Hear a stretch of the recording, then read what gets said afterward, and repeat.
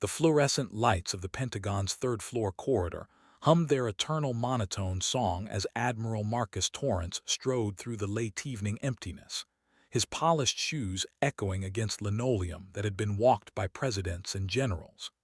He was running late for a classified briefing, mind already cataloging the geopolitical chess pieces waiting in the Situation Room, when he nearly collided with the woman pushing the industrial cleaning cart. She was slight, maybe 5'4", wearing the standard-issue gray uniform of the night custodial staff, her dark hair pulled back in a practical ponytail. He stepped back reflexively, annoyed at the obstruction. "You work here?" he asked, his tone carrying that particular edge of authority that expected immediate deference. She looked up, meeting his eyes with an unsettling steadiness. Her face was weathered in a way that didn't match her apparent age, crow's feet etched deep around hazel eyes that held something he couldn't quite identify. "Yes, sir," she replied quietly, already moving the cart aside to clear his path. Something about her voice carried an unusual precision, each syllable carefully placed. "What's your job exactly?" The question came out more abruptly than he intended, but his schedule was hemorrhaging minutes and he'd never seen custodial staff on this particular floor, which housed some of the Navy's most sensitive offices. "I clean, sir, empty trash, vacuum, whatever needs doing." Her hand rested on the cart's handle, and he noticed the fingers were slightly crooked, as if they'd been broken and healed without proper setting. She wore no wedding ring, just a simple watch with a cracked face. He nodded dismissively, already mentally past her, when the cart shifted. A small metallic object slipped from her uniform pocket, hitting the floor with a distinctive crystalline ring that every military officer knows instantly. It skittered across the linoleum, spinning to a stop directly between them. The Admiral's eyes locked onto it with the sudden intensity of a targeting system acquiring an impossible contact. The pale blue ribbon was unmistakable, 13 white stars arranged in a wreath. The bronze suspension bar, catching the harsh overhead light. His mind refused to process what he was seeing for 3 full heartbeats. The Medal of Honor, the nation's highest military decoration, lying on a Pentagon floor in front of a janitor who just told him she emptied trash for a living. He looked from the medal to her face, and this time he truly saw her. The way she held herself, the economical movements, the scar tissue barely visible along her jawline. "I'll get that," she said softly, stepping forward. The Admiral's hand shot up instinctively. "Wait." Lieutenant Commander Katja Viper Norgard hadn't wanted anyone to find out, especially not like this. She'd taken the custodial job because it was night work, which meant she could be there during the day when her daughter got home from school. The pay was enough to cover rent on their 1-bedroom apartment in Alexandria, with a little left over for Myra's textbooks and the insulin she needed. Nobody at the Pentagon knew who she was, and that had been precisely the point. After 17 years flying FA-18 Super Hornets off carrier decks, after the thing that happened over the Strait of Hormuz, after the funerals and the medals ceremony where the president himself had placed the ribbon around her neck, she'd found herself back in the civilian world with a 7-year-old daughter, no husband, and a skill set that translated poorly to corporate America. The other custodians had been kind enough, never asking why someone who spoke 4 languages and occasionally let slip tactical terminology was scrubbing toilets. The job supervisor, Maria, had pulled her aside once and said simply, "I don't know your story, but you're safe here." Katja had almost cried. She kept the medal in her pocket during shifts because their apartment had been broken into twice in the past year, and she couldn't afford a proper safe. The medal meant everything and nothing. It represented the 3 pilots she'd saved, and the 2 she hadn't. It was the physical weight of decisions made in milliseconds at Mach 1.6, where hesitation measured out in body bags. Admiral Torrance bent down slowly, his knees protesting the movement. He picked up the medal with the reverence of a man handling a sacred relic, which in the military hierarchy it essentially was. Fewer than 3,600 had been awarded since its creation. He'd served 42 years and never personally met a recipient. He turned it over in his hands, reading the engraved name on the back. His face went through several expressions in rapid succession: confusion, recognition, disbelief, and finally something that might have been shame. "Norgard," he said quietly, "Strait of Hormuz, 2019, the carrier rescue." She didn't respond, just held out her hand for the medal. Around them, the corridor remained empty, but voices echoed from somewhere distant, a reminder that the Pentagon never truly slept. He placed the medal in her palm carefully, as if returning something stolen. "I need to understand," he said. "How does someone with your record end up?" He gestured helplessly at the cleaning cart, unable to complete the sentence. Katja pocketed the medal and met his eyes again with that same unsettling directness. "I have a daughter who needs me alive and present, not deployed 8 months a year." The words carried no bitterness, just simple arithmetic. "The Navy gave me a medal and a medical discharge. It didn't give me health insurance that covers pediatric diabetes or a housing stipend that works in D.C." The Admiral felt something fundamental shift in his understanding of the moment. He'd spent decades in conference rooms debating readiness statistics and retention rates, treating them as abstract numbers on PowerPoint slides. Here was the human cost, standing in front of him holding a spray bottle of industrial cleaner. "You shouldn't be doing this," he said, immediately recognizing how inadequate the words sounded. "Someone has to clean the building, sir." She gripped the cart handle again, preparing to move past him. "The briefing you're late for is in room 3C204. You'll want to take the next left, then second right. The coffee in there is terrible, but there's a fresh pot in the break room by the stairwell if you have an extra minute." He stared at her. She'd just given him directions with the casual efficiency of someone who'd memorized the Pentagon's Byzantine layout and somehow knew where he was going despite their 30-second interaction. Intel tradecraft or just situational awareness? With someone like her, probably both. "What was your call sign?" he asked. He already knew, but he needed to hear her say it. Her jaw tightened almost imperceptibly. "Viper, sir." The briefing could wait. Admiral Torrance made a decision that would later be described in official memorandums as irregular but warranted. He pulled out his phone, scrolling through contacts until he found the one he needed. Captain Rachel Acaffer, head of Naval Personnel Command, answered on the second ring despite the hour. "Rachel Marcus Torrance, I need you to pull a personnel file immediately. Lieutenant Commander Katja Norgard, separated 2020. Yes, that Norgard." He paused, watching Viper's face remain carefully neutral. "No, this isn't protocol. Consider it a readiness assessment. I want her full record on my desk by 600, and I want to know exactly what separation benefits she received and what she's currently cleared for." He listened for a moment. "Because I just found her cleaning offices on the 3rd floor of the Pentagon for what I'm guessing is about $15 an hour, and that represents a catastrophic failure in how we treat our people." He ended the call. Katja hadn't moved. "Sir, I appreciate whatever you think you're doing, but I can't go back. My daughter has a mother who's being wasted," he interrupted. "I'm not talking about putting you back in a cockpit, though God knows we need pilots of your caliber." He ran a hand through his silver hair, choosing his next words carefully. "What I'm talking about is finding a way to use your experience that doesn't require you to work night shifts mopping floors to survive." She studied him with what he now recognized as a tactical assessment, weighing threat levels, calculating odds, looking for exits, old habits from a different life. "Why?" she asked simply.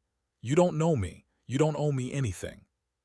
"Because 6 years ago I sat in a situation room and watched drone footage of what you did over that strait," he said. "I watched you hold formation with a crippled Super Hornet for 43 minutes, matching every maneuver while it leaked fuel, talking the pilot through the landing checklist while Iranian fighters were lighting you up on radar. I watched you draw fire deliberately to give your wingman time to get his shot off. I've studied that engagement in every tactics course I've taught since." He took a step closer, lowering his voice. You bought time for 3 pilots to eject safely when their aircraft finally went down. You stayed on station providing cover during the rescue while your fuel indicator was screaming at you. And when you finally had to divert to the tanker yourself, your hands were shaking so badly from adrenaline that they could see it through the cockpit camera. Katja's throat worked, but she said nothing. Nobody talked about that day, not in detail, not the parts that didn't make the official after-action reports. The pilot you covered for 43 minutes, the Admiral continued. Lieutenant Justin Beck, he's a commander now teaching at Top Gun, married with twin girls. The RIO from the 2nd Aircraft, Lieutenant Sarah Chen, she's flying missions out of 7th Fleet. The 3rd pilot, the one who took shrapnel in the ejection, he retired with full medical, but he walks his daughter down the aisle at her wedding last year. The Admiral's voice grew quieter. They get to have lives because you decided their survival was worth risking your own. And somehow you end up here, alone, cleaning offices at night, because the system failed to take care of you the way you took care of them. It's not about gratitude, sir, Katja said softly. I made my choices. I'd make them again. I know you would. That's precisely why you shouldn't be here. He glanced at his watch. The briefing was now completely missed, but he found he didn't care. Tell me about your daughter. What's her name? The question caught her off guard. Her carefully maintained composure flickered for just a moment. Myra, she's 7, smart as hell, wants to be a doctor. The smallest smile touched her lips. She's got type 1 diabetes, diagnosed 3 years ago. The insulin costs more than I make some months, even with whatever coverage I've got. We manage. The Admiral thought about his own children, both grown now, both beneficiaries of his military salary and comprehensive medical coverage and networks of support. He thought about the countless speeches he'd given about taking care of our own and honoring the sacrifice that suddenly felt hollow in light of this encounter. When's your shift end? He asked. 600, sir. Don't come back tomorrow. You're taking a personal day. He saw her start to object and held up a hand. That's not a request. I'll have Captain Akafer reach out to you by noon with some options. We're going to fix this. He paused. And Viper, thank you for your service, obviously, but also for being willing to do whatever it takes to take care of your daughter. That's its own kind of courage. She nodded slowly, something in her eyes softening fractionally. Then she maneuvered the cleaning cart around him and continued down the corridor, her footsteps fading into the Pentagon's endless hum. The Admiral watched her go, then pulled out his phone again. He had calls to make, and a bureaucracy to navigate with the same determination Viper had once shown at 40,000 feet. By the time Katja Norgard reached the service elevator, her hands were shaking. The next morning came too quickly. Katja had managed perhaps 3 hours of sleep, her mind churning through scenarios and possibilities that all seemed equally unlikely. She'd woken Myra at 6:30, made her breakfast, eggs and toast, carefully portioned to match the carb count, and administered the morning insulin shot. Myra had barely flinched. At 7 years old, she was already a veteran of needle sticks and blood sugar checks, handling chronic illness with a matter-of-fact resilience that broke Katja's heart a little more each day. They caught the 7:45 bus that would get Myra to school and give Katja enough time to make it back home before exhaustion claimed her completely. She should have been sleeping, but her phone felt like a live grenade in her pocket, waiting to either explode or simply fail to detonate at all. The call came at 11:47, 11 minutes before the Admiral had promised. The number showed a 703 area code, military, most likely Pentagon. Katja answered on the second ring, keeping her voice neutral. This is Norgard. Lieutenant Commander Norgard, this is Captain Rachel Akafer, Naval Personnel Command. Admiral Torrance asked me to reach out regarding some opportunities that might be of interest. The voice was professional but carried an undertone of warmth that Katja hadn't expected. Do you have a few minutes to talk? Yes, ma'am. Katja sat down at the tiny kitchen table in their apartment, looking out the window at the gray Alexandria sky. The building across the street had laundry hanging from balconies, a kaleidoscope of domesticity that felt reassuringly normal.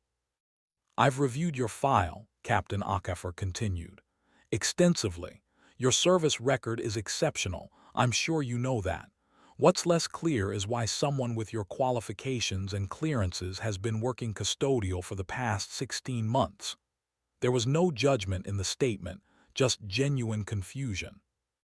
My daughter requires daily care and medical management," Katja said simply. "Deployment wasn't feasible. The separation came with a medical component, hand injuries from the ejection, some nerve damage.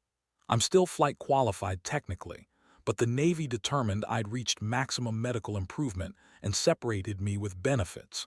Those benefits don't stretch as far as you might think in the DC metro area, especially with a child who has significant medical needs." "I'm seeing the medical documentation now," Akafor said, and Katja could hear typing in the background. "Injuries sustained during emergency ejection, complications during recovery. But your separation paperwork shows you could have remained in service in a non-flying capacity. You chose to decline reassignment. The non-flying positions offered were either deployed billets or required security clearances that would have meant extensive travel," Katja explained.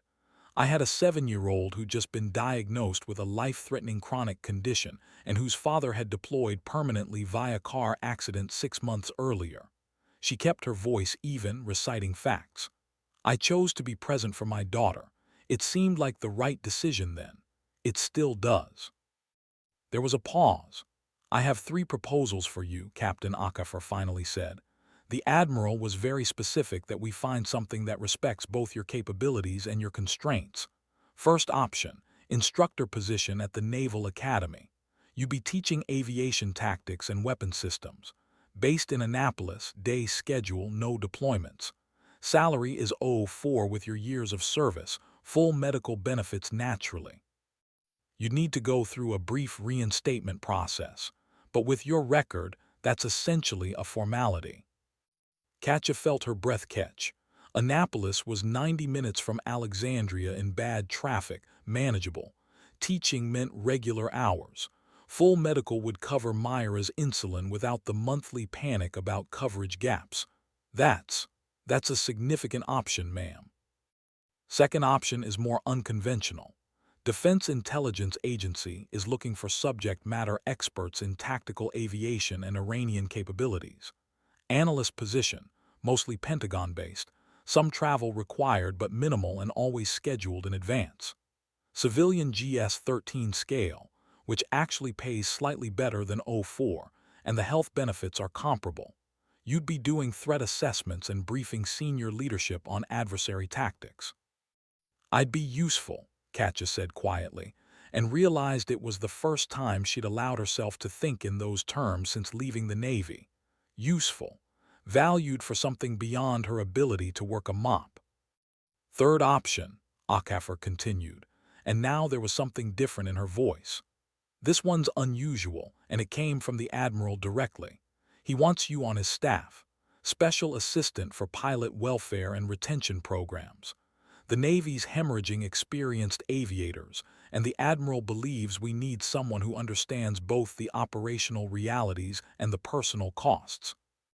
You'd be developing programs to help transitioning service members, particularly those with families and medical concerns. It's a newly created position, so we're still defining the scope, but it would be Pentagon-based, 04 pay, and you'd have significant autonomy in shaping the role." Katja closed her eyes. 3 options, each one a lifeline thrown across years of struggling to stay afloat. "May I ask why the Admiral is doing this? We spoke for maybe 10 minutes. He doesn't know me." "I asked him the same question," Akafor admitted. "He said that the military spends millions training pilots to make life-or-death decisions in seconds, and then fails to support them when they make similar difficult decisions about their own lives. He said finding you working as a janitor was unacceptable, and that if we couldn't retain someone with your record and capabilities, we needed to fundamentally reassess our priorities." She paused. "Between you and me, Lieutenant Commander, I think you reminded him why we do this job in the first place. Not for the medals or the ranks, but for the people. Katja thought about Myra, who would come home from school in 4 hours needing a snack and a blood sugar check and help with her math homework.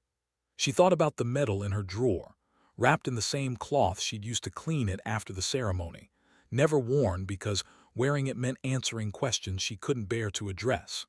She thought about the 3 pilots who were alive because she'd stayed when leaving would have been justified, even smart. The staff position, she said slowly. The one focused on retention and transition support. Can you tell me more about what that would actually involve? Captain Akafer's voice warmed noticeably. Smart choice. It's the most flexible of the 3 and the one where you'd have the greatest impact. Essentially, you'd be identifying gaps in our current support systems and building bridges, working with personnel who are struggling with the transition from active duty, connecting them with resources, developing new programs based on real-world needs rather than bureaucratic assumptions. You'd brief senior leadership monthly on retention issues, and you'd have direct access to the Admiral for advocacy purposes. I'd be helping people like me, Katja said. Exactly like you. Single parents, service members with disabled dependents, people dealing with PTSD or physical injuries or the 100 other complications that make serving difficult. You'd be the person who understands because you've lived it. Katja made her decision in the same way she'd made the decision to stay with her wingman over the straight 6 years earlier quickly, instinctively, trusting the calculation happening below conscious thought. I want the staff position. When would I start? How does Monday sound? That gives you 4 days to arrange childcare and get your affairs in order. We'll process your reinstatement paperwork immediately. There's a bit of bureaucracy involved, but the Admiral's already greased most of those wheels. Akafer's smile was audible through the phone. Welcome back to the Navy, Lieutenant Commander Norgard. Something tells me this is going to work out well for everyone involved. After the call ended, Katja sat in the silence of the apartment for a long time, watching dust motes drift through the afternoon light. Then she pulled out her laptop and started researching childcare options in Alexandria that could accommodate Myra's medical needs. She had 4 days to build a new life, and she'd learned long ago how to work efficiently under pressure. By the time Myra came home, Katja had compiled a list of 6 potential after-school programs and made preliminary calls to 3. Her daughter found her at the kitchen table surrounded by notes, and her face showed immediate concern. Mom, you're supposed to be sleeping. Katja pulled her daughter into a hug, breathing in the scent of school, crayons and playground air and the particular staleness of classroom ventilation. Big news, kiddo. Mom got a new job, a real one at the Pentagon. I start Monday. Myra pulled back to study her face. What kind of job? Helping other military people who are going through hard times, making sure they get the support they need. Katja brushed a strand of hair from Myra's face. It means better health insurance for you, and I'll be working days instead of nights. We'll actually have dinner together every evening. Will you have to go away? The question came out small, and Katja recognized the fear beneath it. Myra had lost her father young, and the concept of people leaving and not coming back was viscerally real to her. No deployments. I'll be home every night, I promise. Katja made the vow with full awareness of its weight. Myra had heard too many broken promises in her short life. This one would hold. Myra considered this, then nodded with the serious deliberation of someone much older. Okay, that's good. Can we afford the insulin now? The question landed like a punch. Katja had tried so hard to shield her daughter from the financial stress, but 7-year-olds notice things. They heard the worried phone calls with insurance companies and saw the Excel spreadsheets tracking every dollar. Yes, baby, we can afford the insulin, and your doctor visits, all of it. Good, Myra hugged her again, fierce and quick. I'm glad you got a better job, Mom. You deserve it. Later that night, After Myra was asleep and the apartment had settled into its familiar quiet, Katja opened the drawer where she kept the Medal of Honor. She hadn't looked at it in months, finding its presence more burden than comfort. But now, in the dim light from the street outside, she took it out and held it, feeling the weight of the bronze and the memories attached to it. Lieutenant Justin Beck's voice over the radio controlled panic bleeding through as his instruments failed one by one.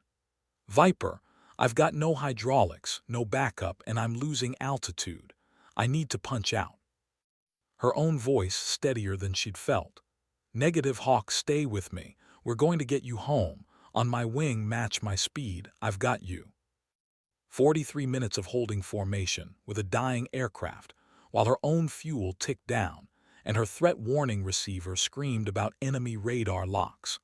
43 minutes of making constant micro-adjustments to keep herself between the Iranian fighters and the damaged Super Hornet. Talking Beck through emergency procedures, reciting checklists from memory, keeping her voice calm while her heart tried to hammer through her ribs. When his aircraft finally went critical and he'd punched out, she'd maintained position overhead, directing the rescue bird in while Iranian F-14s maneuvered at the edge of engagement range. The metal felt heavier than its actual ounces, weighted with the alternative timeline where she'd followed protocol and broken off when her own fuel reached critical minimums. Beck would have ejected over hostile waters with no air cover. The rescue bird would have arrived to find debris, maybe. Probably not even that. His twin girls wouldn't exist. Chen wouldn't have made it home either. She'd needed those extra minutes Katja bought to complete her own emergency procedures. The decisions that earned medals were often just the decisions to not abandon people when abandoning them would have been safer, easier, more justifiable by doctrine and regulation. Katja had stayed because leaving was unthinkable. The medal wasn't for courage so much as for a fundamental inability to do anything else. She wrapped it carefully in its cloth again and returned it to the drawer. Monday, she would start helping other people who'd made similar choices and found themselves struggling in the aftermath. The work felt right in a way nothing had since leaving active duty. She'd found her new mission, and this time the objective was measured in lives rebuilt rather than lives saved at Mach speed. Katja set her alarm for 6:30 and allowed herself to sleep. Monday morning arrived with the particular quality of light that Washington, D.C. reserves for important days, clear and sharp, the autumn air carrying just enough chill to require a jacket. Katja had chosen her uniform carefully. She was technically being reinstated to active duty, which meant wearing the service dress blue rather than the working uniform she'd packed away years ago. The ribbons and medals sat in their proper place above her left breast pocket. The Medal of Honor, naturally, but also the Navy Cross, Silver Star, Distinguished Flying Cross with Valor Device, Purple Heart, and the rows of campaign and service ribbons that documented 17 years of operations from the Adriatic to the Persian Gulf. She stood in front of the bathroom mirror, the only full-length reflective surface in the apartment, and barely recognized herself. The custodial uniform had been comfortable in its anonymity. This was armor, a visual declaration of identity she'd thought she'd shed permanently. The woman looking back at her was Lieutenant Commander Norgard again, not just Myra's mom or the quiet night janitor on the Pentagon's third floor. Myra appeared in the doorway, already dressed for school in her favorite purple shirt with the sparkly cat. She stopped, eyes widening. "Mom, you look... wow." Katja smiled, adjusting her cover. "Too much." "No, you look like a superhero." Myra approached cautiously, as if the uniform might be fragile. "Can I touch the medals?" "Of course." Katja knelt down to her daughter's height, watching Myra's small fingers trace the star pattern on the Medal of Honor's ribbon with reverent curiosity. "This is the most important one, right? The one the president gave you." "That's right." "What did you do to get it?" It was a question Myra had asked before, but Katja had always deflected, offering age-appropriate platitudes about helping people. Now, looking into her daughter's face, she decided to try honesty. I stayed with my friends when they needed help, even though it was dangerous. I helped them get home safely. Simple words for complicated truth, but perhaps truth nonetheless. Myra processed this with her characteristic seriousness. Like you stay with me when I'm sick, even when you're tired. The comparison hit Katja unexpectedly hard. Yes, sweetheart, exactly like that. Then you deserve all these medals. Myra stated it as fact, no room for argument, and hugged her carefully to avoid wrinkling the uniform. Go help more people, Mom. I'll be okay at school. The after-school program Katja had selected was expensive, but came highly recommended for handling children with medical needs. The director, a former pediatric nurse named Linda, had walked them through the protocols for managing Myra's diabetes with professional competence that had eased Katja's anxiety considerably. Myra would be monitored, safe, and engaged with activities until 1800 when Katja could pick her up. The logistics were manageable. The emotional weight of walking back into the Pentagon as Lieutenant Commander Norgard rather than anonymous custodian was less so. She arrived at 7:45, giving herself 15 minutes before her 800 meeting with Admiral Torrance. The security checkpoint guards barely glanced at her credentials. Officers in service dress were common enough to be unremarkable. She took the elevator to the 4th floor, where the Admiral's office complex occupied a corner position with windows overlooking the Potomac. The outer office was occupied by a lean Marine captain whose name plate read Vasquez. Lieutenant Commander Norgard, Katja announced herself. I have an 800 with Admiral Torrance. Captain Vasquez looked up from his computer screen and his eyes went immediately to her ribbons. She watched the recognition process happen in real time, the slight widening of eyes, the quick double take at the Medal of Honor, the recalibration of posture. Ma'am, welcome. The Admiral is expecting you. Please go right in. She knocked once and entered when Admiral Torrance called out permission. He was standing by the window, coffee cup in hand, looking out at the river. He turned as she entered, and she snapped to attention, rendering a salute with the precision that muscle memory had preserved despite years away from active duty. Lieutenant Commander Norgard reporting as ordered, sir. He returned the salute, then waved her to ease. No need for formality, Viper. Coffee. Thank you, sir. She accepted the cup he poured, nodding he'd already prepared it the way she'd taken it during their conversation. Black, no sugar. Observation skills that explained his rise to flag rank. I'm glad you chose the staff position, he said, gesturing for her to sit.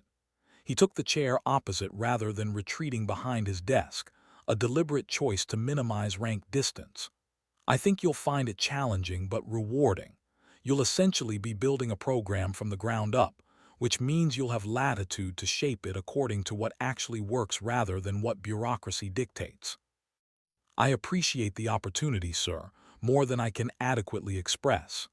Katja set her cup down carefully. But I need to understand something. Why me? And why so quickly? This level of intervention for one separated officer, even with my record, seems irregular. The Admiral studied her for a long moment. Honest answer, because I'm tired of watching us fail our people. I've been in command positions for 20 years, and I've seen too many exceptional service members slip through the cracks because the system is designed for average cases, not edge cases. You're exceptional.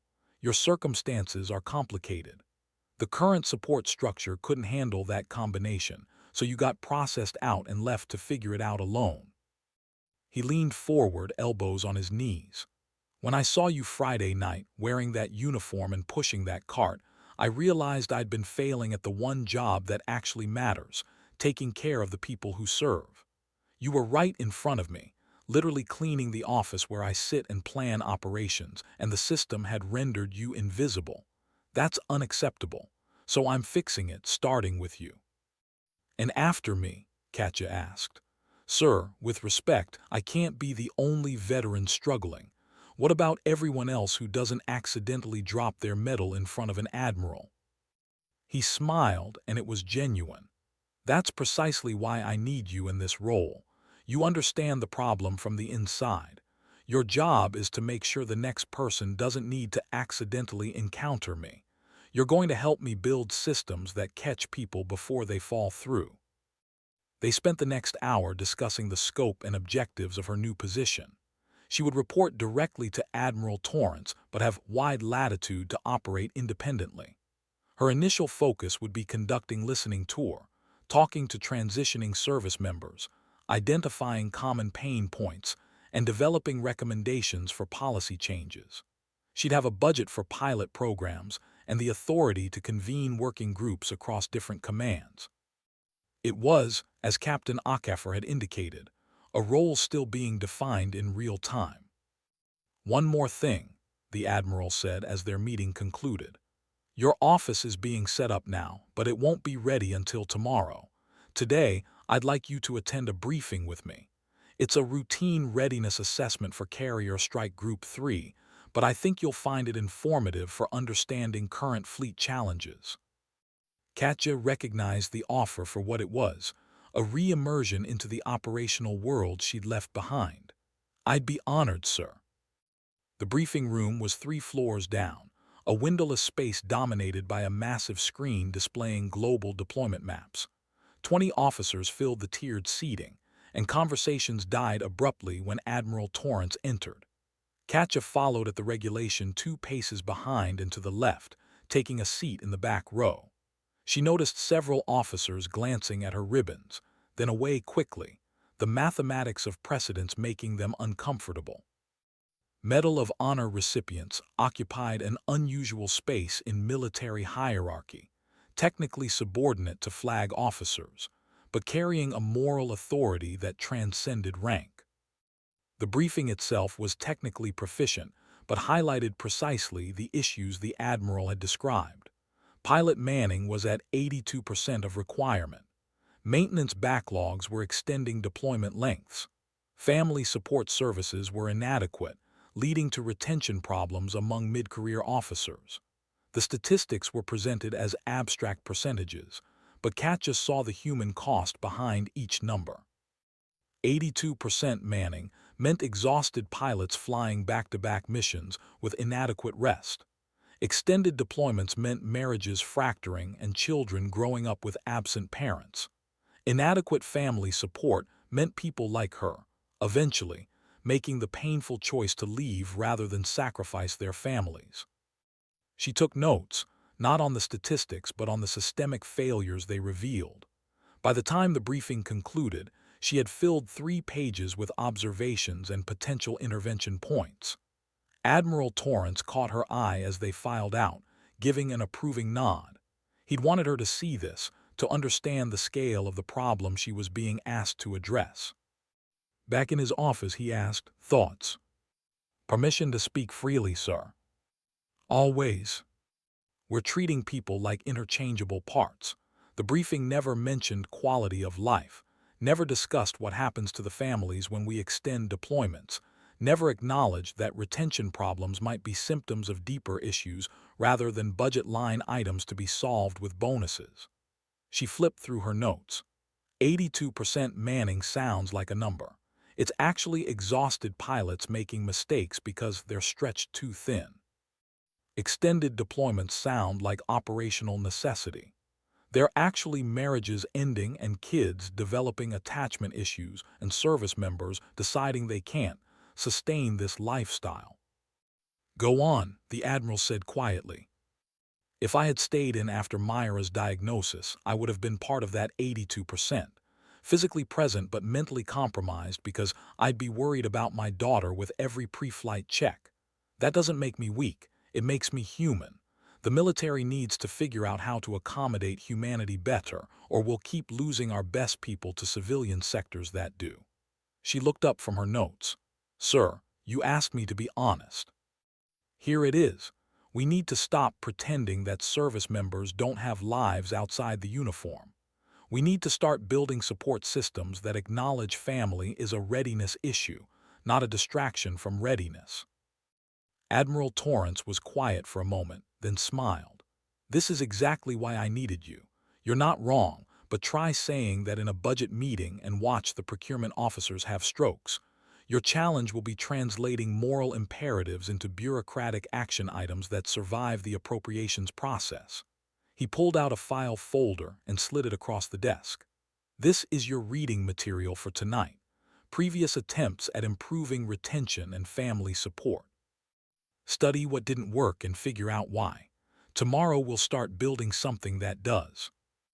Katja took the folder, feeling the weight of the responsibility settling onto her shoulders like a familiar flight suit. This was a different kind of mission, but the stakes were equally real.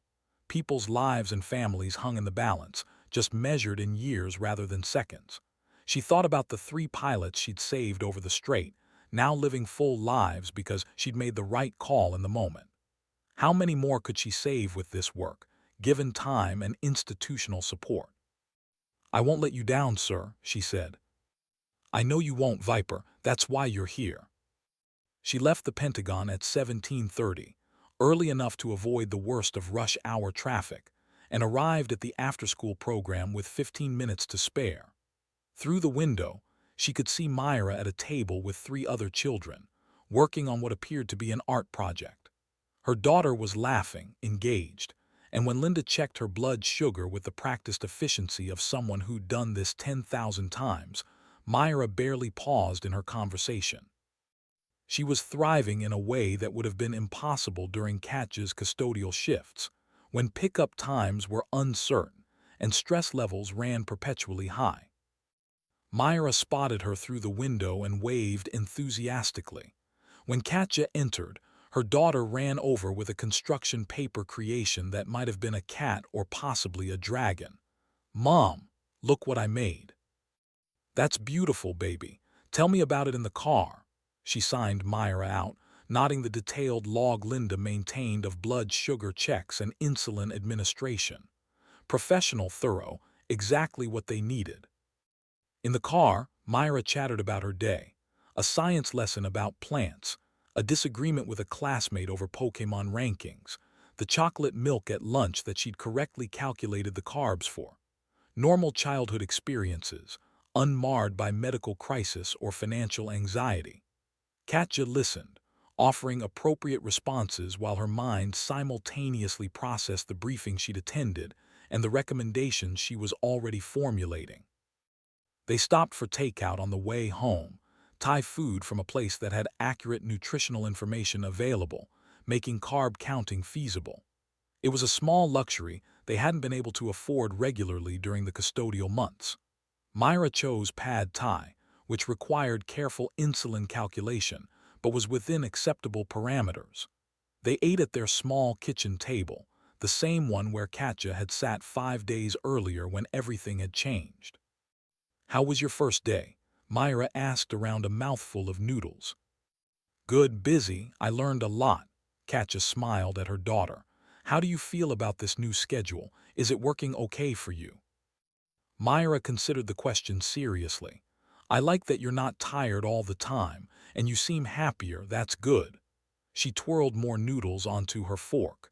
"The after-school program is nice. Linda knows about diabetes without me having to explain everything. That's different."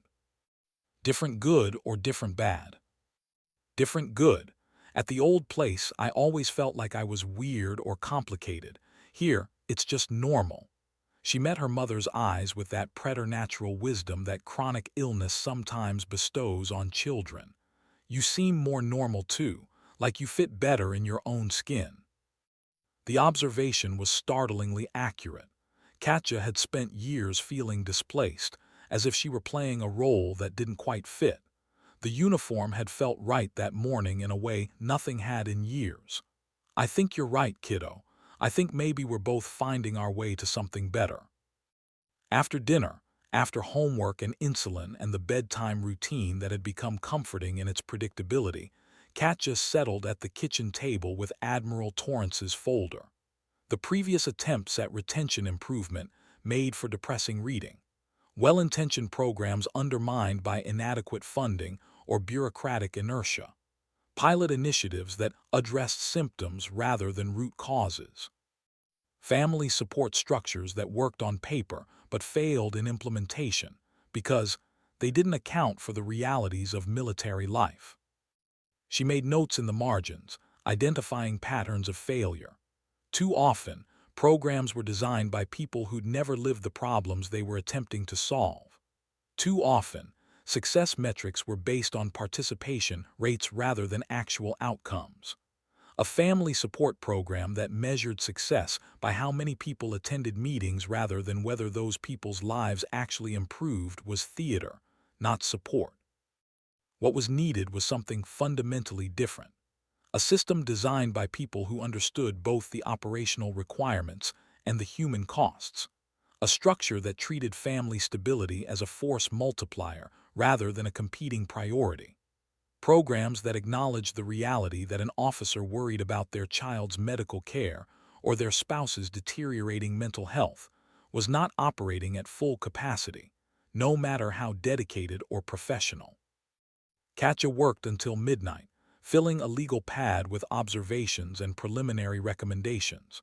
She was reminded of mission planning sessions, the same focused intensity applied to a different kind of problem. Instead of calculating fuel weights and weapons loadouts, she was mapping bureaucratic pathways and identifying stakeholder buy-in requirements.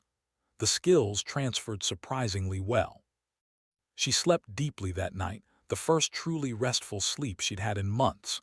The anxiety that had become her constant companion, the low-grade worry about money and insurance and Myra's needs, had receded to manageable levels. They weren't wealthy. They probably never would be on military pay. But they were stable, and stability was its own form of wealth after years of precarity. Tuesday morning began with her first official day in her new office. Captain Vasquez met her at 7:30 and walked her down the corridor to what would become her workspace.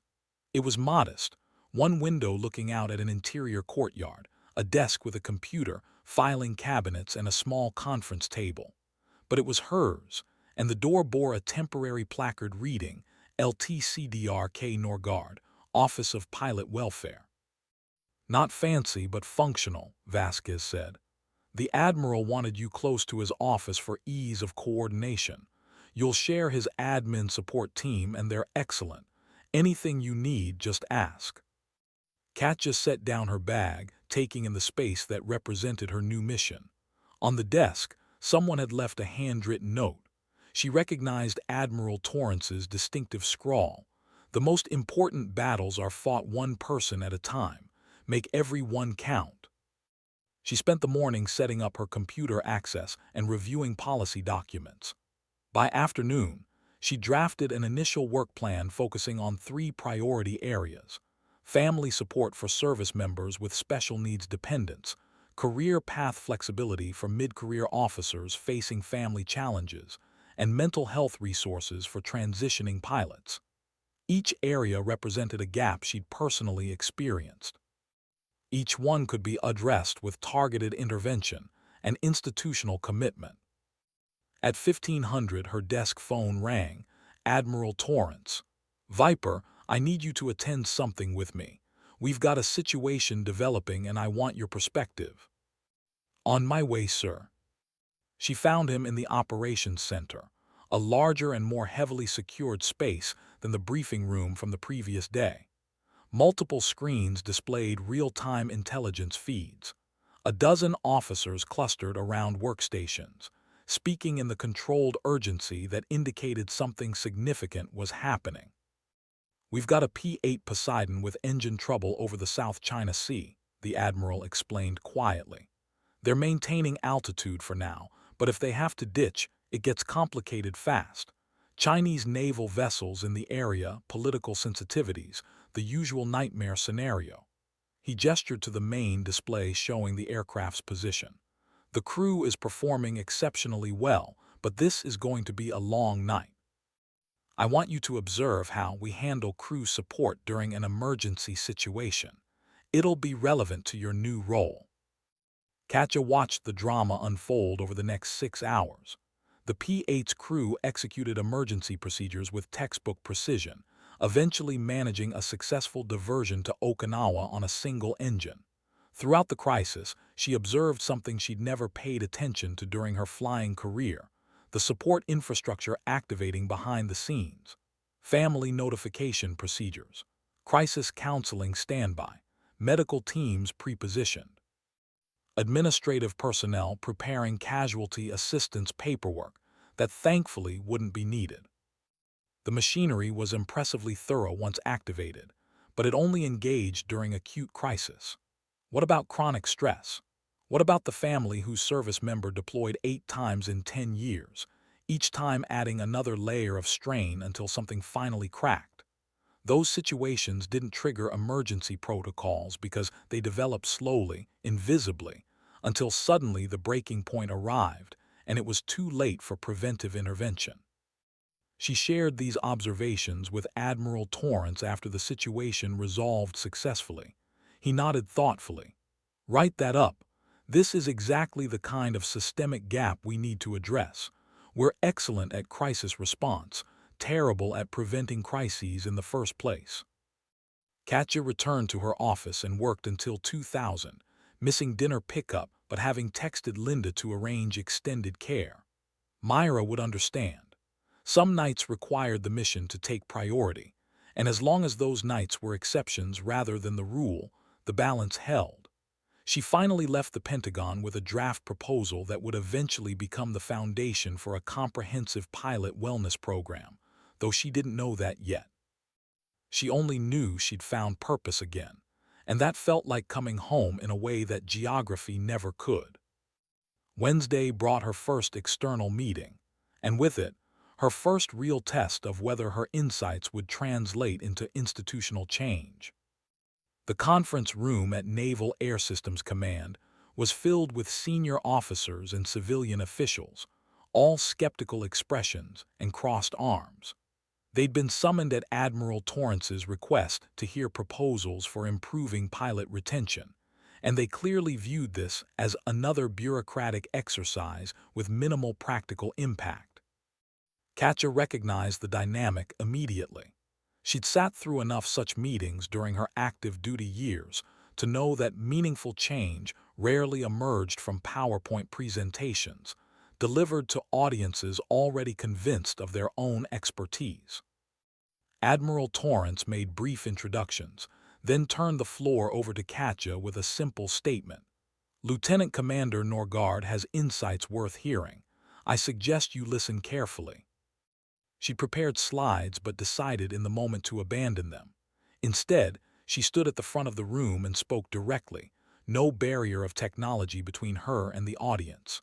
3 years ago, I was flying missions over the Strait of Hormuz. 6 months ago, I was cleaning offices at night for $15 an hour. Let me tell you about the journey between those 2 points and why it matters for every pilot in this room. The skepticism didn't disappear immediately, but the body language shifted. People leaned forward slightly. The story she told was personal but strategic, not dwelling on her own struggles for sympathy, but using them as case studies to illuminate systemic failures. The inadequate separation procedures, the gaps in medical coverage, the assumption that a Medal of Honor recipient would naturally transition successfully to civilian life because surely someone that exceptional could handle anything. The reality that competence in one domain doesn't automatically transfer to others, and that structural support matters more than individual capability. "I'm not here to complain about my experience," she said, making eye contact with a particularly stern-looking captain in the front row. "I'm here to prevent yours, because the lieutenant sitting in your ready room right now who's struggling with a spouse's mental health crisis, or a child's chronic illness, or the simple accumulated weight of back-to-back deployments, that lieutenant is deciding whether to stay or go. And right now, we're giving them every reason to go and very few reasons to stay." She walked them through her proposals: flexible career paths that allowed temporary reduction in operational tempo without career penalty, enhanced family support structures that engaged before crisis points, medical coverage that actually covered the conditions families developed, mentorship programs pairing transitioning officers with those who'd successfully navigated similar challenges. Each proposal addressed a specific failure point she'd identified, backed by both research and lived experience. The questions came fast and skeptical. How much would this cost? Wouldn't this create two-tier career tracks? Weren't they already doing enough for families? Katja answered each one directly, refusing to soften her positions to gain approval. Yes, it would cost money, but losing a fully trained pilot cost more, approximately $11 million in training investment, plus the operational capability gap, plus the institutional knowledge walking out the door. Yes, it might create different career paths. That was the point. One-size-fits-all career progression didn't serve a force that needed both sprint runners and marathon runners. And no, they weren't doing enough, as evidenced by retention numbers that everyone in this room knew were inadequate. By the time the meeting concluded 90 minutes later, she'd earned something more valuable than approval. She'd earned respect, or at least its cautious precursor. The stern captain approached her afterward, introducing himself as Captain Roland Chen. "My wife flew F-18s," he said quietly. "Got out after our second kid was diagnosed with autism. The Navy lost an exceptional officer because we couldn't figure out how to accommodate a father who needed predictable schedules for therapy appointments. Everything you said today was true." He handed her his card. "When you start building these programs, call me. I want to help." Others followed with similar stories, quiet confessions of personal experience with the gaps she'd identified. By the time she left the building, she had 17 business cards and a growing network of allies who understood that systemic change required both institutional authority and grassroots support. Admiral Torrance had given her the former. These officers represented the latter. She debriefed the Admiral that afternoon. He listened to her summary, nodding occasionally, making notes. When she finished, he said simply, "Well done. You've just begun building your coalition. That's the real work, not the policies themselves, but convincing enough people that the policies are necessary and achievable." The following weeks developed into a rhythm that felt sustainable. Mornings were spent in meetings and policy development. Afternoons often involved one-on-one conversations with service members navigating transitions or family challenges. She discovered that her value wasn't primarily in having answers. It was in listening with the credibility of someone who'd walked similar paths. She could sit across from a pilot struggling with the decision to separate and say, "I understand," with the full weight of earned authority behind those words. Word spread quickly through the aviation community. "Viper's back, and she's working retention issues." Pilots she'd never met reached out, often through unofficial channels, sharing stories they wouldn't tell their chain of command. A weapons systems officer whose husband's PTSD was tearing their marriage apart. A helicopter pilot whose daughter's cerebral palsy required full-time care. A test pilot whose own panic attacks were getting worse, but couldn't risk medical documentation that might ground him permanently. Each story reinforced what she already knew. The problems were systemic, pervasive, and largely invisible to senior leadership operating at the strategic level. She compiled these stories into a report that she delivered to Admiral Torrance in early December, 6 weeks into her new role. It was 53 pages of documented failure points, each one representing a human being struggling within a system that wasn't designed to accommodate their needs. The Admiral read it in silence, his expression growing progressively more grim. "This is worse than I thought," he finally said. "Yes, sir, but it's also fixable. Most of these situations don't require massive resources.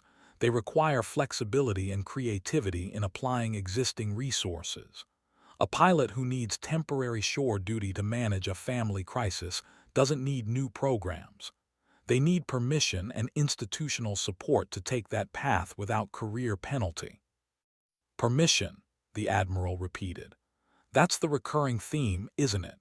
We've built a system where taking care of your family is treated as a deviation, requiring waiver rather than a normal part of human existence." "Yes, sir. And until we change that cultural assumption, programs and policies won't matter. People will continue to choose between service and family because we've framed it as a binary choice. Katja met his eyes. We need to make it possible to choose both. Admiral Torrance was quiet for a long moment, then made a decision that would ripple through the entire naval aviation community. I'm convening a flag officer panel in January, every 3- and 4-star with aviation in their background. You're going to brief them on these findings, and we're going to start implementing changes at the policy level. I want you to draft the brief over the holiday break. Sir, with respect, convincing a room full of admirals to change ingrained cultural assumptions is going to be significantly harder than convincing captains and commanders. I know, that's why I'm trusting you to do it. You've already proven you can speak truth to power. Now you just need to do it at a higher altitude. He smiled at his own aviation metaphor. You've got 6 weeks to prepare. Make it count. Katja spent Christmas break in the peculiar space between two worlds. Mornings were devoted to playing with Myra, building elaborate gingerbread structures, watching animated films, doing the science experiments from the kit Myra had received from relatives. Afternoons and evenings, after Myra was asleep, Katja worked on the brief that would either change naval aviation culture or end her nascent second career in spectacular failure. No pressure. She structured the presentation around 3 core arguments: readiness, retention, and responsibility. Readiness. Supporting families wasn't charity, it was force multiplication. A pilot with stable family life performed better than one distracted by crisis. Retention. Losing mid-career officers cost more than accommodating their needs. The institutional knowledge walking out the door was irreplaceable. Responsibility. The military asked service members to sacrifice. The least it could do was minimize unnecessary sacrifice and support them through unavoidable challenges. Each argument was backed by data, case studies, and historical precedent. She included the stories she'd collected, anonymized but detailed enough to be real. She anticipated counterarguments and prepared responses. She crafted analogies that would resonate with flag officers who thought in terms of strategic competition and operational capability. By the time she finished, it was a compelling case built on logic, evidence, and moral imperative, the kind of brief that might actually change minds rather than just checking boxes. On New Year's Eve, Myra asked what her resolution was. Katja considered the question while they watched fireworks from their apartment window, her daughter nestled against her side. I'm going to try to make things better for a lot of people, she finally said. People who are struggling like we were. That's a good resolution, Myra said sleepily. You're good at helping people. Katja kissed the top of her daughter's head, breathing in the scent of her shampoo and thinking about all the people counting on her to succeed. People she'd never meet, whose names she'd never know, but whose lives might be materially better if she could convince a room full of admirals that change was necessary. It was a different kind of mission than she'd flown over the strait, but perhaps no less important. She'd saved 3 lives that day. Maybe she could save hundreds now, measured in careers preserved and families kept whole. The new year arrived with its traditional promise of fresh starts and new beginnings, though Katja had learned to be skeptical of such symbolic milestones. Real change came incrementally, through persistent effort rather than calendar-based epiphany.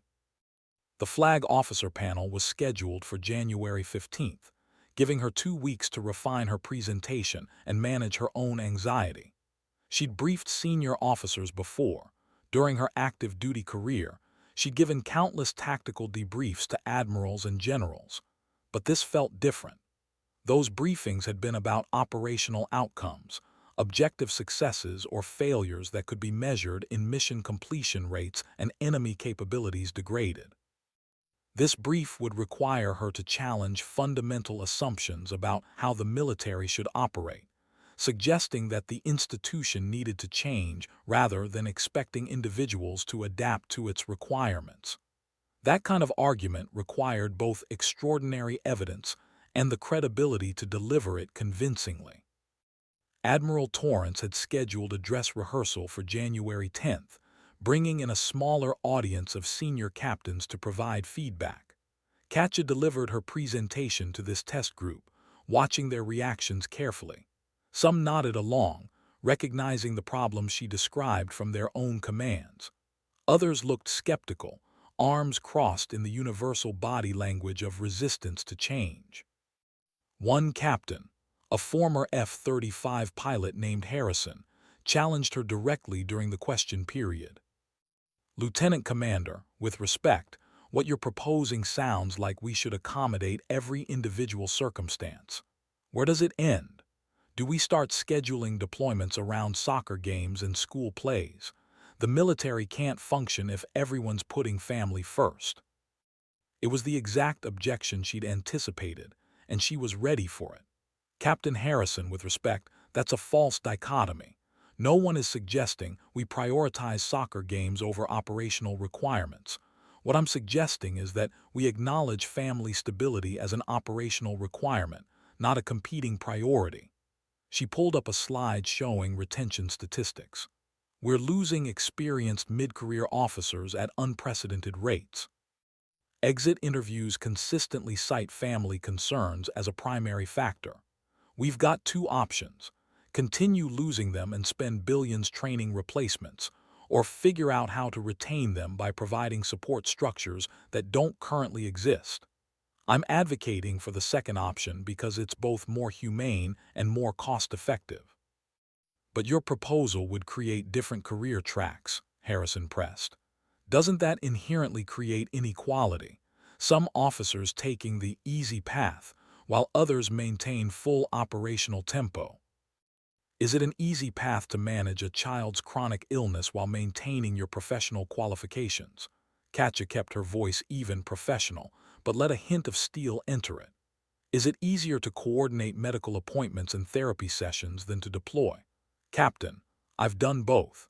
I can tell you definitively that managing a special needs child is harder than any combat mission I've flown. What I'm proposing isn't an easy path. It's a different path that acknowledges we need both sprint capability and endurance capability in our officer corps." The room was silent for a beat, then Captain Harrison nodded slowly. "Point taken, ma'am. I apologize for the characterization." After the rehearsal, Admiral Torrance pulled her aside. "That exchange with Harrison was perfect. He's going to be in the room for the real brief, and several of the admirals think exactly like he does. The fact that you convinced him, or at least made him reconsider, is a good sign. But be prepared for more aggressive pushback from flag officers who have built entire careers on the assumption that the current system works." "How aggressive, sir?" "Some of them will view this as a personal criticism of their leadership. After all, they succeeded in the system you're criticizing, so suggesting the system needs to change implies they succeeded despite flaws rather than because of excellence. That's threatening to egos that have been reinforced by decades of promotion." He met her eyes seriously. "Stay professional, stay focused on data and outcomes, and don't let them make it personal. You're not attacking individuals. You're identifying systemic problems. Keep that distinction clear." The 5 days between the rehearsal and the actual brief passed in a strange compression of time, simultaneously dragging and racing. Katja refined her slides obsessively, tweaking transitions and word choices, adding and removing data points based on feedback from the rehearsal. She practiced her delivery in the mirror, in the car during her commute, in her mind while cooking dinner for Myra. She wanted every word, every pause, every emphasis calibrated for maximum impact. Myra noticed her distraction. "Big day coming up, Mom." "Very big, baby. I'm briefing some of the most senior admirals in the Navy on Friday. It's important." "Will you be nervous?" Katja considered the question honestly. "Probably, but I've learned that being nervous and being capable aren't opposites. You can feel scared and still do what needs doing. Like when you saved those pilots." "Exactly like that." Friday morning arrived with the inevitable weight of consequence. Katja dressed with particular care, ensuring her uniform was flawless, her ribbons perfectly aligned, her shoes mirror-polished. She'd learned long ago that physical preparation helped calm mental anxiety. The ritual of perfecting the external details created a sense of control when everything else felt uncertain. Admiral Torrance met her outside the secure conference room at 8:45, 15 minutes before the brief was scheduled to begin. "How are you feeling?" "Ready, sir." "Good. Remember, you've earned the right to be in this room. Your experience, your record, your Medal of Honor, all of that gives you credibility these officers respect. Don't be intimidated by the stars on their shoulders. You've done things most of them have only read about in after-action reports." The conference room was arranged in a U-shape, with Katja's presentation position at the open end. As flag officers filed in over the next few minutes, she felt the weight of their collective authority like a physical pressure. 7 admirals, representing the most senior leadership in naval aviation. Admiral Torrance made brief introductions, then turned the floor over to Katja with minimal preamble. She began with the facts, letting the data speak first. Retention statistics showing steady decline in mid-career officer retention over the past decade. Exit interview summaries highlighting family concerns as the primary driver. Cost analysis demonstrating that training replacement officers was significantly more expensive than implementing family support programs. She kept her tone professional, academic almost, establishing credibility through evidence before moving to more emotional appeals. Then she shifted to the stories. She told them about the pilot struggling with a spouse's PTSD, about the weapons systems officer managing a child's cerebral palsy, about the test pilot suffering panic attacks in silence. She didn't share her own story, that would come later if needed, but she told enough others to make the problem viscerally real. These weren't statistics. They were officers who'd served with distinction and were being forced to choose between career and family because the current system couldn't accommodate both. "Gentlemen, we have a force design problem," she said, pulling up a slide comparing military retention to civilian sector trends. "Corporate America figured out decades ago that supporting families is good for business. Flexible work arrangements, comprehensive medical benefits, parental leave policies. These aren't charity, they're strategic investments in workforce stability. Meanwhile, we're operating on a model designed for a draft-era force where the assumption was infinite replacement personnel.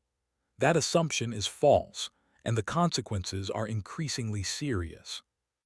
One of the admirals, a 3-star named Patterson, interrupted. "Lieutenant Commander, the military isn't corporate America. We can't run operations based on what's convenient for families. Ships deploy when needed. Aircraft launch when tasked. The mission comes first." "I agree completely, sir," Katja responded without hesitation. "The mission does come first. My question is, how do we best ensure mission success? Is it by running our people into the ground until they break and quit, then starting over with inexperienced replacements? Or is it by creating sustainable career paths that allow us to retain experienced personnel who can execute missions more effectively?" She pulled up another slide showing accident rates correlated with experience levels. "Sir, junior pilots have accident rates 3 times higher than experienced aviators. Every time we lose a mid-career officer to preventable attrition, we're accepting increased operational risk. That's not putting mission first. That's failing to properly resource the mission." Admiral Patterson studied her for a long moment, and she held his gaze steadily. Finally, he nodded slightly. "Continue." She walked them through her proposals, now grounded in the framework of operational effectiveness rather than humanitarian concern. Flexible career paths weren't charity. They were retention mechanisms that preserved institutional knowledge. Family support programs weren't social services. They were readiness enhancers that reduced distraction and stress. Medical coverage improvements weren't entitlements. They were investments in workforce stability. She reframed every proposal in terms these officers would understand and value, speaking their language of strategic capability and competitive advantage. By the time she reached her conclusion 40 minutes later, the mood in the room had shifted perceptibly. The initial skepticism hadn't disappeared, but it had been tempered by the weight of evidence and the professionalism of her presentation. She closed with a direct call to action. Gentlemen, we can continue operating as we have been, accepting current retention rates as acceptable losses and paying the consequences in reduced experience and capability. Or we can choose to invest in our people the way we invest in our platforms and systems, recognizing that human capital is our most important asset. I'm asking you to choose the second option, not because it's easy, but because it's necessary for maintaining the force we need to meet future challenges. The questions came immediately, some hostile, some genuinely curious, all probing. She answered each one directly, never defensive, always steering back to data and outcomes.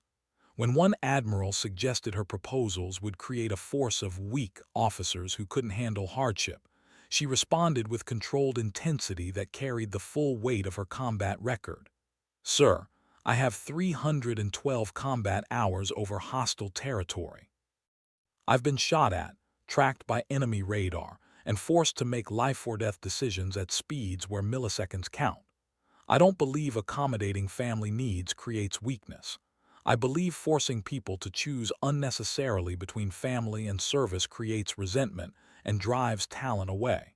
Strength is completing the mission. Wisdom is ensuring you have the people and support to complete missions sustainably. Admiral Torrance finally intervened, sensing the discussion had reached a natural conclusion. Thank you, Lieutenant Commander. Excellent brief. He turned to his fellow flag officers. Gentlemen, I propose we take this under advisement and reconvene next week to discuss implementation options. I think the Lieutenant Commander has made a compelling case that warrants serious consideration. The admirals filed out in small clusters, some stopping to thank Katja for the presentation, others leaving without comment. Admiral Patterson approached last, his expression unreadable. That was well done, Lieutenant Commander. You made me reconsider some assumptions I've held for 30 years. That doesn't happen often. He extended his hand. You'll have my support when we reconvene next week.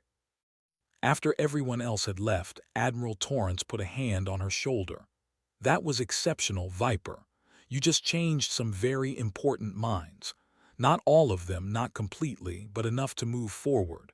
Whatever happens next, you should be proud of what you accomplished today.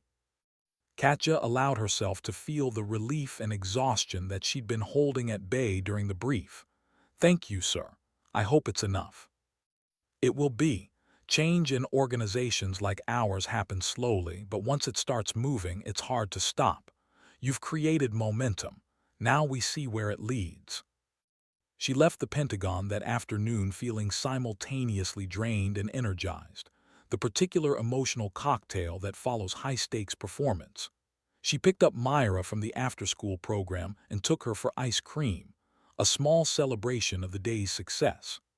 Myra chattered about her day while Katja listened with half her attention, the other half still processing the morning's events and contemplating the path forward. That evening, after Myra was asleep, Katja opened her laptop to check her work email and found a message from an address she didn't recognize.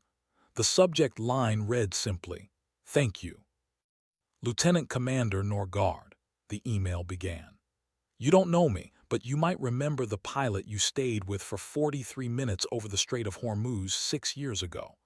I'm Commander Justin Beck, and I'm writing because I heard about the briefing you gave today to the Flag Officer Panel on family support and retention. Captain Chen forwarded me your proposals, and I wanted you to know they would have changed my life during the difficult years after my wife developed postpartum depression following our twins' birth. We nearly lost everything, my marriage, her mental health, my career, because I couldn't figure out how to balance operational demands with family crisis. We made it through, but barely, and I've watched too many fellow officers not make it through similar situations. What you're doing matters more than you might realize. You saved my life once in the air. The work you're doing now might save hundreds of careers and families. Thank you doesn't seem adequate, but it's all I have. Please let me know if there's any way I can support this initiative. Respectfully, Justin Hawk Beck. Katja read the email 3 times, feeling emotion well up in a way she rarely allowed. She'd spent years thinking about that day over the straight primarily in terms of what it had cost her. The injuries, the end of her flying career, the cascade of consequences that had led to her pushing a cleaning cart through Pentagon corridors. This email reframed it, reminded her of what it had preserved. Lives that continued, families that existed, ripple effects of good flowing forward through time because she'd made one decision in one moment to stay rather than leave. She composed a careful response, thanking Commander Beck for his message and taking him up on his offer to support the retention initiative.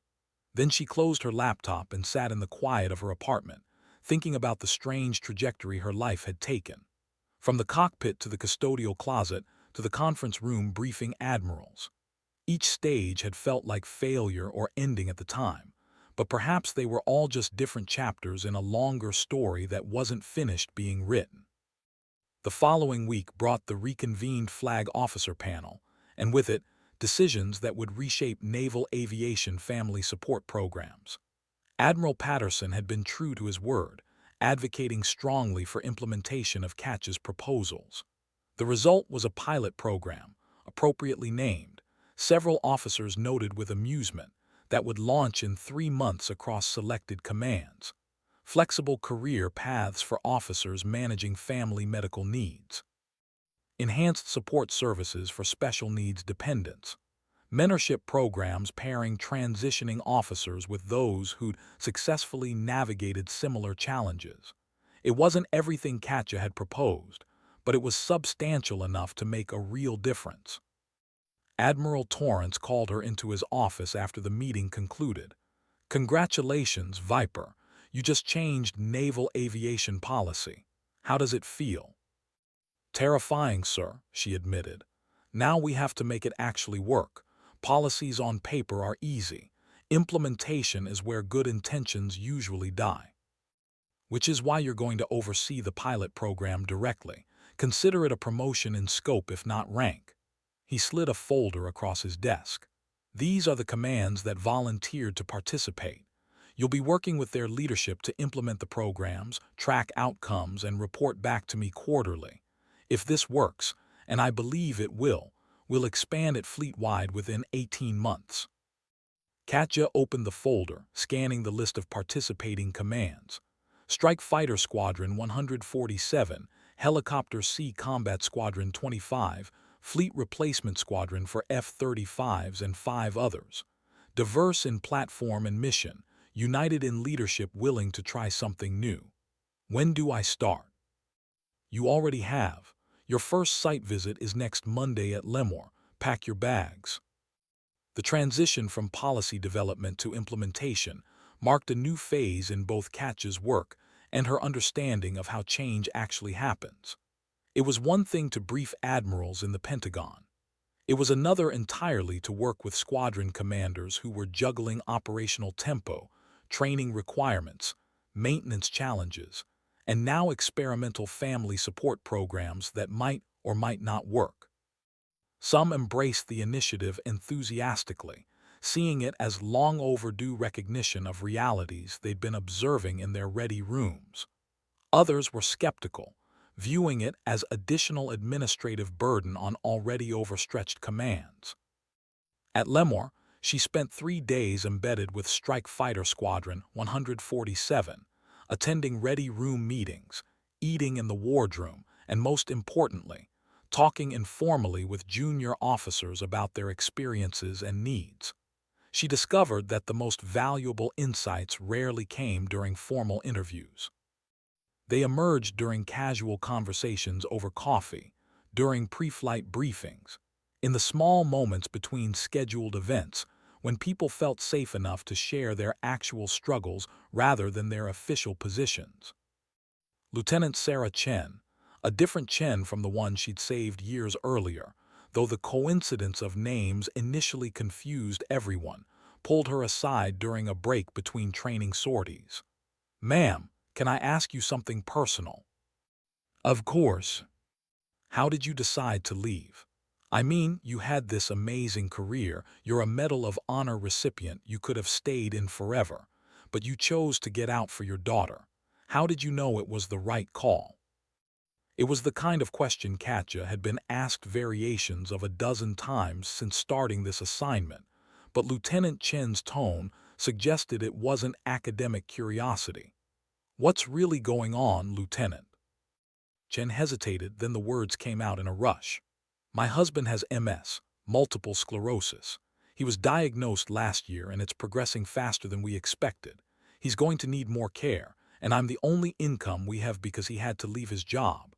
But I'm also coming up on my department head tour, which means either a seagoing billet or something that requires constant TDY. I don't know how to do both, be a good naval officer and be there for my husband when he needs me. Everyone tells me I can have both, but I don't see how the math works. Katja recognized the particular desperation in Chen's voice, the sound of someone trapped between impossible options. Come with me, she said, leading Chen to an empty briefing room where they could talk privately. For the next hour, she walked the younger officer through the practical realities, the new flexible career path options that were part of the pilot program, the possibility of a shore-duty department head tour, the importance of documentation for both medical and administrative purposes. But more than logistics, she tried to give Chen something she desperately needed during her own crisis: permission to prioritize family without feeling like she was failing as an officer. Here's what I learned, Katja said. The Navy will take everything you're willing to give. If you're willing to sacrifice your marriage, your health, your family's well-being on the altar of career progression, the Navy will let you. It will even reward you for it with promotions and medals. But 20 years from now, when you're a captain or an admiral, the Navy will replace you without hesitation when you retire. Your husband won't replace you. Your family won't replace you. Only you can decide what balance is right for you. But don't let anyone tell you that choosing your family makes you a bad officer. It makes you a complete person. Lieutenant Chen wiped at her eyes quickly. Did anyone tell you that when you needed to hear it? No, I had to figure it out alone and it nearly broke me. That's why I'm doing this job now, so people like you don't have to figure it out alone. The conversation with Lieutenant Chen was replicated in different forms at every command Katja visited over the following months. Each base, each squadron, each ship had its own culture and its own challenges, but the underlying pattern was consistent. Officers struggling to balance legitimate family needs against operational demands, usually in silence because admitting struggle felt like admitting weakness. The pilot program gave them permission to struggle visibly and provided resources to help manage those struggles more effectively. The quarterly report Katja delivered to Admiral Torrance in April showed promising early results.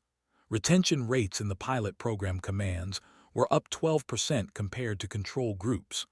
Officer satisfaction surveys showed marked improvement. Perhaps most tellingly, several officers who had been planning to separate had chosen to stay after learning about the new support options. The programs weren't perfect. Implementation challenges abounded, and some commanders still viewed family accommodation as problematic, but the directional trend was clear and positive. This is good work, Viper, Admiral Torrance said, reviewing the data. Better than I hoped. We're going to brief the Chief of Naval Operations next month on expanding this fleet-wide. I want you to deliver that brief. Sir, wouldn't it be more appropriate for you to brief the CNO? It would be traditional, but you're the subject matter expert, you've done the implementation work, and frankly, your story carries weight that mine doesn't. The CNO needs to hear directly from someone who's lived these challenges and solved them. That's you. The CNO brief was scheduled for May 15th, almost exactly 6 months after Katja's first day in her new role. The intervening time had transformed her from a struggling single mother working custodial shifts into someone shaping institutional policy at the highest levels. The trajectory seemed improbable even to her. though she'd learned to trust that purpose and competence had a way of finding each other when given opportunity. The morning of the CNO brief, Katja woke at 500 and went through her preparation routine with the same methodical care she'd once applied to pre-flight checklists. Uniform perfect, briefing materials triple-checked, backup plans for every potential question or objection. She'd learned that preparation wasn't about eliminating anxiety. It was about ensuring that anxiety didn't interfere with performance. Myra padded into her bedroom while Katja was adjusting her ribbons for the third time. "Big day again, Mom." "Very big. I'm briefing the most senior admiral in the entire Navy." "Will you be scared?" "Probably, but I'll do it anyway." "Because you're brave." Katja knelt down to her daughter's level. "No, baby. Because the work matters enough that being scared isn't a good reason not to do it. That's not the same as brave. That's just necessary." Myra hugged her with the fierce confidence of a 7-year-old who believed her mother could do anything. "You'll be great. You always are." The CNO's office was located in a different section of the Pentagon, with even more security and formality than Admiral Torrance's spaces. Katja arrived 30 minutes early and spent the time reviewing her notes one final time, though by now she could have delivered the brief without any slides or materials. The data was embedded in her memory, the arguments polished through repetition, the stories drawn from lived experience that no amount of nervousness could erase. Admiral Torrance arrived at 7:45. "Ready?" "Yes, sir." Remember, the CNO is brilliant but impatient. He'll interrupt if something doesn't make sense or if you're taking too long. Don't be thrown by it, just answer directly and keep moving. And Viper, you've earned this moment, trust yourself. The CNO turned out to be simultaneously intimidating and approachable.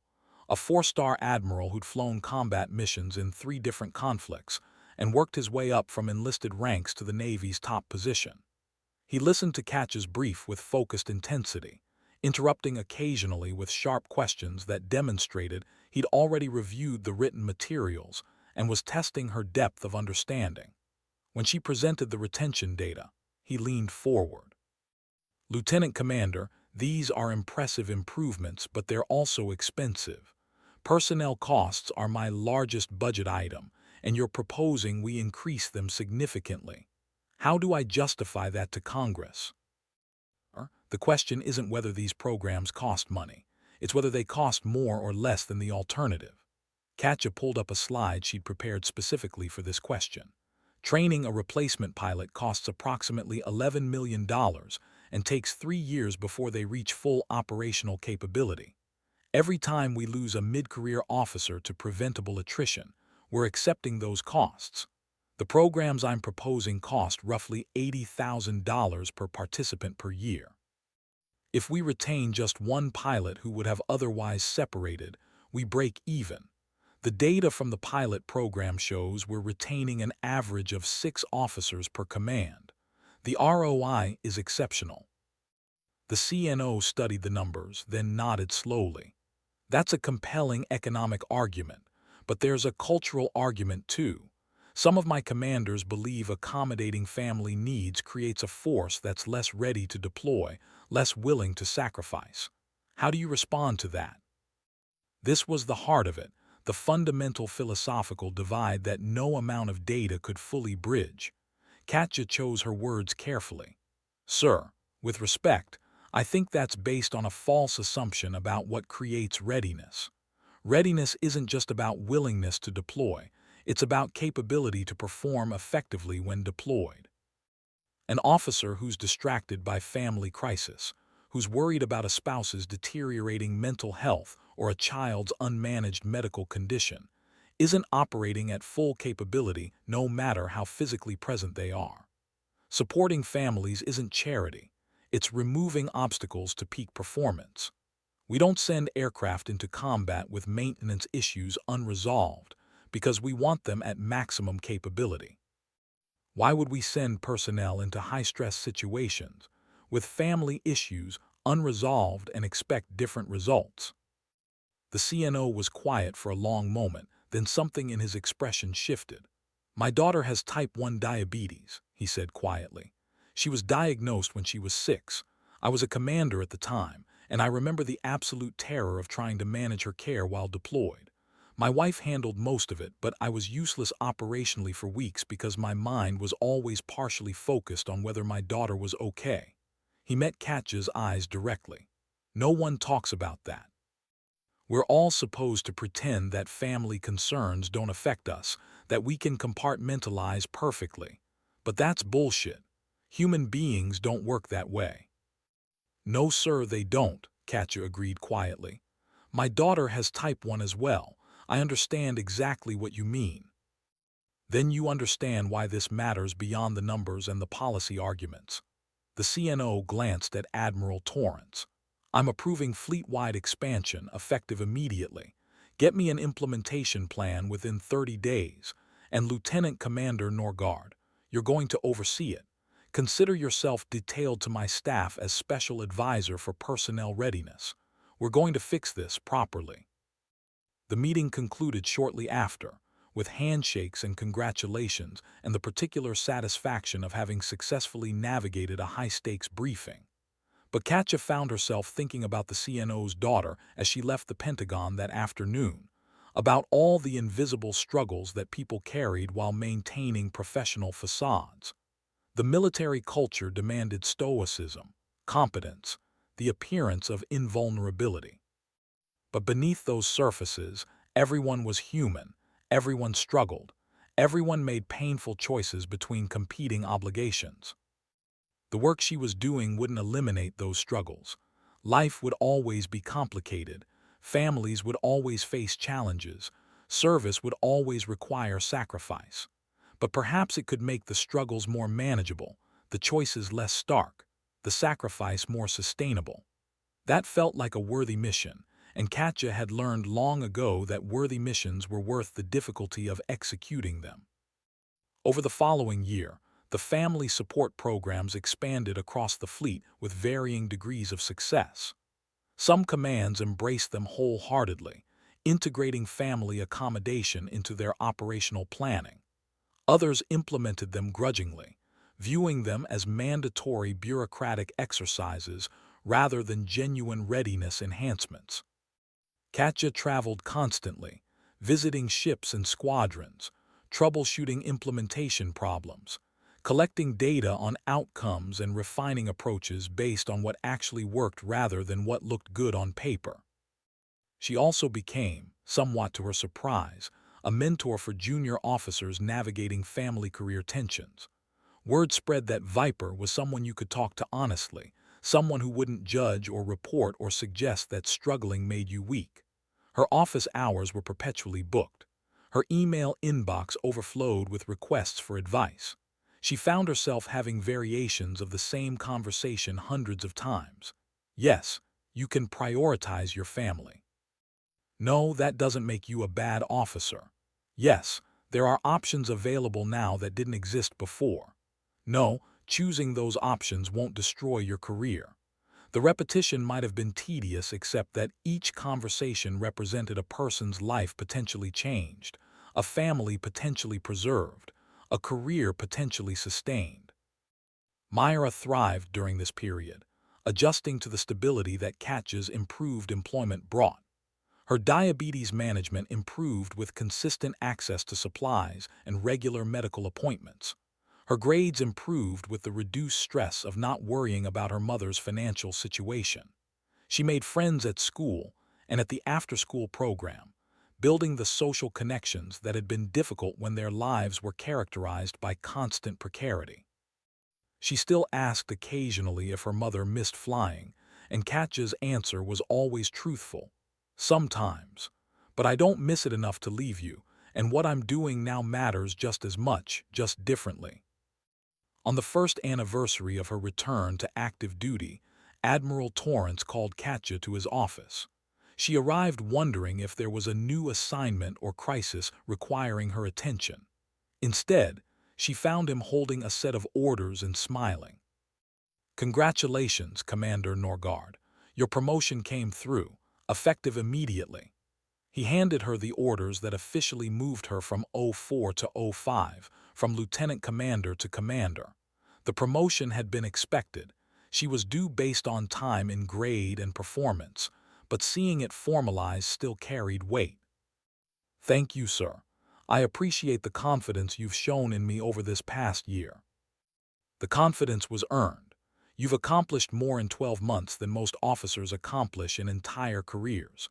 The family support programs you've built are changing lives throughout the fleet. The retention improvements are statistically significant and continuing to trend positively. And most importantly, you've started shifting the culture around how we think about balancing service and family. He paused. But I didn't call you here just to hand you promotion orders. I wanted to tell you that the Secretary of the Navy is hosting an awards ceremony next month. You're receiving the Legion of Merit for your work this past year. Katja felt her breath catch. The Legion of Merit was a significant award, recognizing exceptionally meritorious conduct in the performance of outstanding services. It felt strange to be receiving an award for policy work rather than combat action, but she supposed both represented service, just expressed differently. There's one more thing, Admiral Torrance continued. The ceremony is going to be public and there will be media coverage. The Secretary wants to highlight the family support programs as an example of the Navy's commitment to taking care of its people. That means you'll likely be doing interviews, possibly congressional testimony. Your story, from combat pilot to janitor to policy innovator, is compelling and people are going to want to hear it.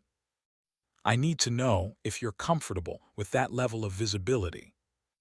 The question deserved honest consideration. Katja had spent years trying to remain invisible, first as a struggling veteran, and then as a custodial worker who didn't want questions about her past.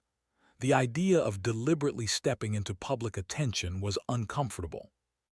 But she thought about all the service members who were still suffering in silence, still struggling to reconcile family obligations with service demands, still feeling like they had to choose between two essential parts of their identity. If telling her story helped those people, if visibility led to more resources and better support, then discomfort was an acceptable price. I'm comfortable with it, sir. If it helps more people get the support they need, it's worth the awkwardness of public attention. Good, because I have a feeling your second act is just beginning. What you've built this year is foundational work. The next phase is expanding and institutionalizing it so it survives beyond any one person's tenure. That's going to require political skill, bureaucratic navigation, and probably more briefings to skeptical audiences than you'd prefer. Think you're up for it. Katja smiled, thinking about the journey from that night in the Pentagon corridor when her medal had fallen, setting in motion a chain of events that had led here. Sir, I once held formation with a crippled aircraft for 43 minutes while being painted by enemy radar. I think I can handle some congressional testimony. I never doubted it, Commander. Never doubted it for a second. The awards ceremony took place on a clear morning in late summer, the humidity that usually oppressed Washington having temporarily lifted to reveal blue skies that reminded Katja of flying days. She stood in formation with other recipients, while the Secretary of the Navy delivered remarks about service and sacrifice. When her name was called, she stepped forward to receive the Legion of Merit, feeling the weight of the medal as it was pinned to her uniform. The citation was read aloud, documenting her accomplishments in developing and implementing family support programs that had improved retention, enhanced readiness, and demonstrated the Navy's commitment to its personnel. What struck her most was looking into the audience and seeing not just senior officers and dignitaries, but also several junior officers she'd personally mentored over the past year. Lieutenant Chen was there, still on active duty in part because the flexible career path options had allowed her to care for her husband while maintaining her service. Commander Beck had flown in from California, representing the through line from her combat actions to her current work.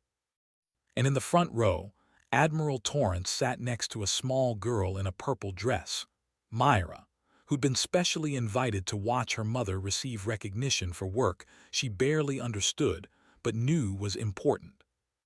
After the ceremony concluded, during the reception where medal recipients mingled with guests, Myra ran up and hugged her fiercely. "Mom, you got another medal. You have so many now."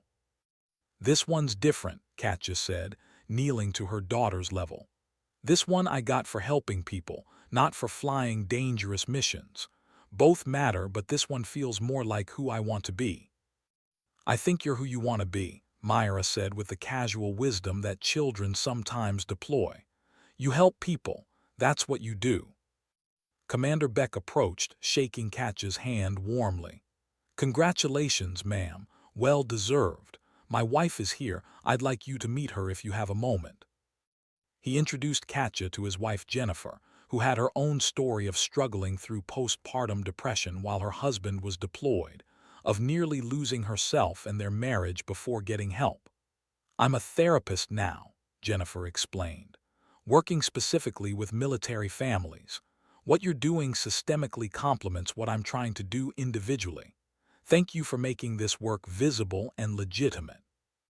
The conversations continued through the afternoon, each one reinforcing that the work mattered beyond metrics and policy documents. These were real people whose lives had been affected, families that had stayed together, careers that had been preserved. The cumulative weight of positive impact was staggering when she allowed herself to contemplate it fully. Late that evening, after Myra was asleep and the exhaustion of the day had caught up with her, Katja sat at her kitchen table with both of her major medals laid out in front of her. The Medal of Honor, earned through 43 minutes of desperate courage over hostile waters. The Legion of Merit, earned through a year of patient policy work and institutional change. Both represented service. Both had required everything she had to give, just expressed in fundamentally different ways. She realized that her identity had evolved without her fully noticing the transition. She would always be Viper. The call sign and the combat record were indelible parts of her. But she was also something more now, something that didn't fit neatly into the categories the military usually recognized. She was a bridge between operational excellence and human needs, between institutional demands and individual limitations, between the military's aspirational self-image and its operational reality. That position was uncomfortable, frequently challenging, sometimes lonely. But it was also uniquely valuable, and she'd learned to trust that unique value was worth the discomfort of occupying difficult spaces. The work would continue. There would be more commands to visit, more programs to refine, more skeptical audiences to convince, more individual officers to mentor through their own complicated choices. The cultural change she was fostering would take years to fully embed, perhaps decades. She might not see it completed in her career, but she'd started something important, something necessary, something that aligned her capabilities with a purpose that mattered beyond her own life. She carefully wrapped both medals in their respective cloths and returned them to their drawer. Tomorrow would bring new challenges, new opportunities, new people who needed help navigating the complicated intersection of service and family. She was ready. She'd been preparing for this mission her entire life without knowing it, and now that she understood her purpose, there was nowhere else she'd rather be. Outside her window, the Alexandria night spread out in familiar patterns of light and shadow, and somewhere in the Pentagon's endless corridors, another service member was probably struggling with choices that seemed impossible. Tomorrow, Katja would find them. Tomorrow she would help. It was what she did now. It was who she'd become, and it was enough.